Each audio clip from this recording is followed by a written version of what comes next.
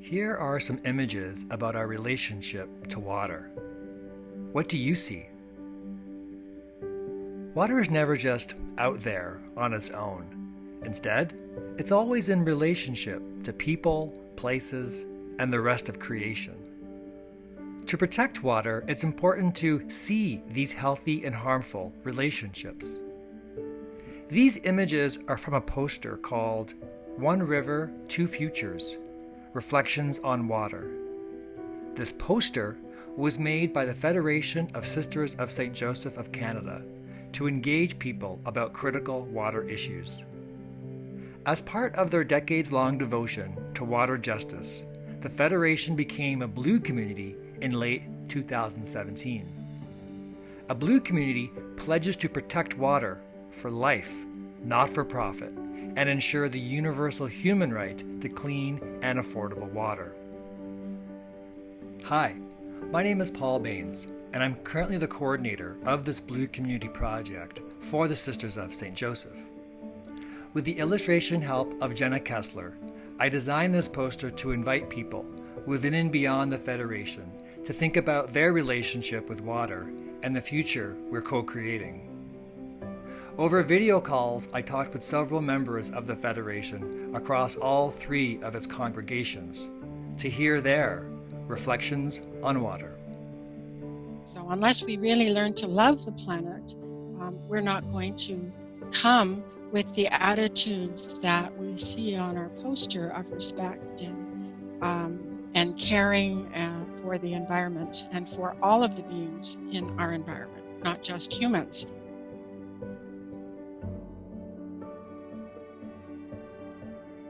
Water is a particular interest for us in that our whole planet is it's a water planet. That's the miracle. And we are water creatures.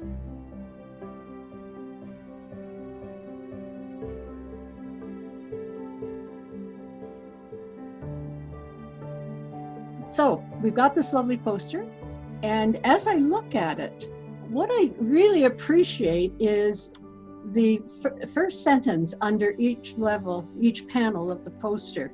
The panel on the left has this sentence: when we respect water as a source of all life, it invites our acts of gratitude and reciprocity. And I think that that is exactly what we are trying to do as Sisters of St. Joseph. Prayer services allow us to reflect on the gift that water is. It allows us to well up with gratitude to God, the giver of life. It also challenges us to look at the way we are dealing with water, what differences we might make in our own life, and how we can be supportive of that sacredness of water.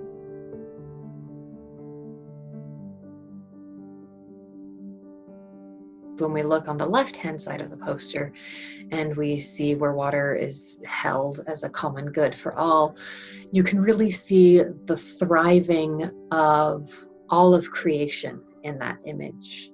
So you see people are happy, you can see plant life thriving, and you can see the connection and the interdependence there, and the reciprocity of people enjoying that beautiful green common space.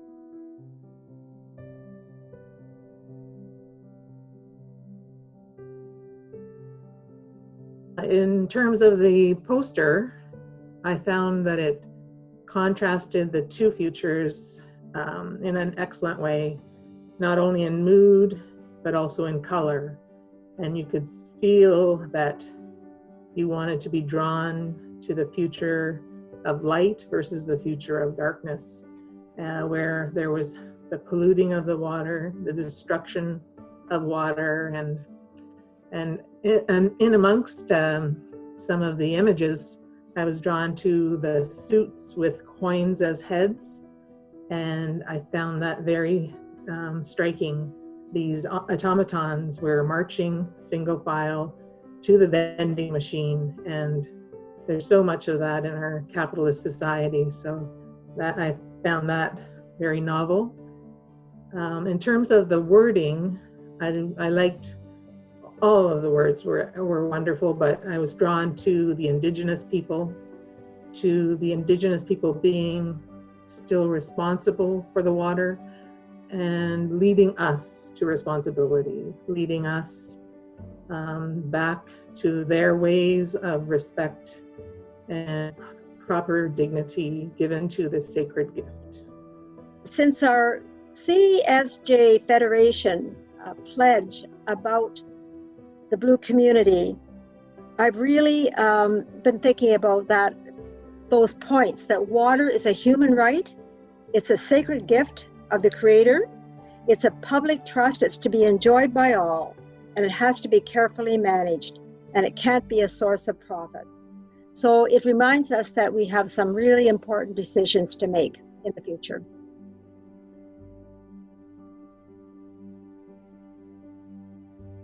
On the right side of the panel, we have this sentence: water is a commodity. Large corporations use and pollute for almost free, while societies most marginalized are forced to go without. That deeply moves me. I'm deeply concerned about our neighbors down the highway from London, whose water comes from the Thames River. We know that the river has been contaminated by sewage runoff, and so those who live the Oneida of the Thames cannot drink that water. Yet, we're within the same geographical area. It's an injustice.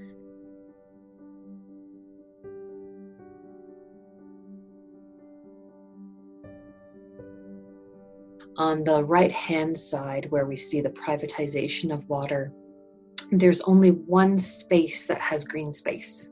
It's one tiny little piece of green space, and it's a golf course. So the only green space, the only healthy, lush green space is one that you have to pay to access. It's exclusive, it's not open, it's not commons.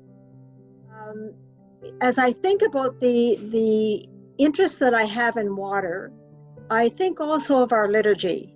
In our sacrament of baptism, water is a very important part, where we immerse the child in water and lift the child out as a sign of resurrection. And we know that our bodies, we survived in our mother's womb in water, that water that kept us safe and kept us alive. And we know that water is absolutely essential for life. And our bodies are made up of water. So it's so much a part of us.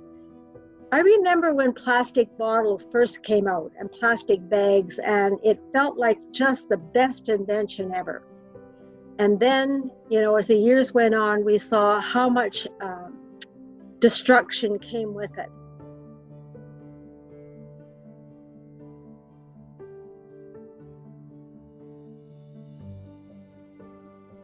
I was drawn to this community because of my deep love of water, personally as a swimmer, and then also as a right for all. I believe it's a sacred gift that we all have the right to enjoy. And so I've been a swimmer for 45 years, and I swim in the lakes every summer, and I'm blessed here in Sudbury to have clean water, and I think it should be for all people.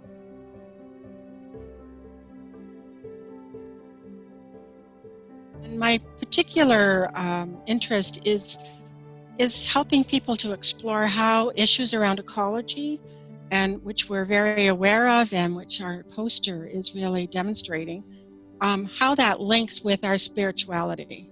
How do we see the links? The theme that I kind of carry in my head is one of bridging. And so we need to bridge our interest and advocacy for ecology with our spirituality, and to see that spirituality really is an underpinning for everything that we do. I think that what I would like to see discussion on are, what are the bridges? So what are the transitions from the right-hand side of the poster to the left-hand side of the poster? Just to acknowledge the complexity of the issues. I feel that the sacredness of water is something that we all should enjoy. And when you hear that these billion-dollar companies are coming in and depleting our water and leaving our environment in disaster, do we want to see our future children, living in that? Or do we want to start making a difference now because it has to be made?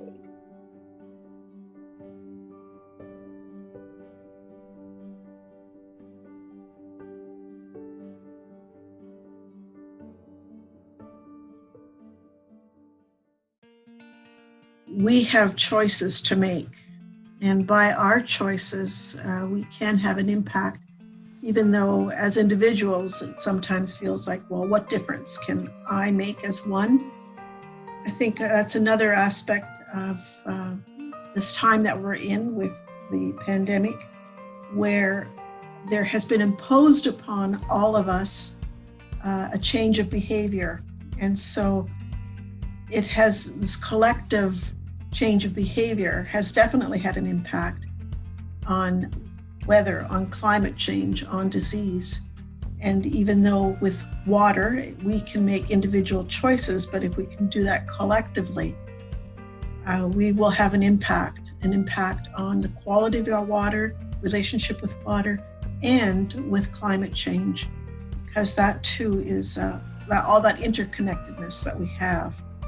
So I would hope that if people stop and engage with the poster and reflect upon it, not just observe it, that it can be a useful tool for change.